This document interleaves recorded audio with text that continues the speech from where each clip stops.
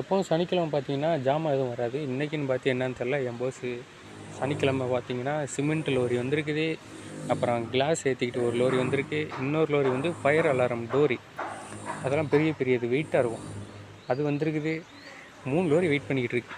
ஆள் இல்லாமல் நான் என்ன ரோட்டில் நிற்க வச்சிட்டாங்க ஜாகா பண்ண சொல்லி. அதாவது இந்த இடத்துல வந்து லோரி நிற்கிறனால இங்கே காடி வரும். ஸோ இடிச்சிடக்கூடாதுன்னு என்னை ஜாகா பண்ண சொல்லிட்டாங்க.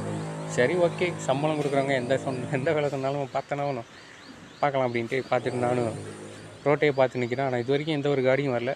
எங்காலும் ஃபோக்லைட்டுக்கு நான் ஃபோன் பண்ணேன், அவனையும் காணோம்.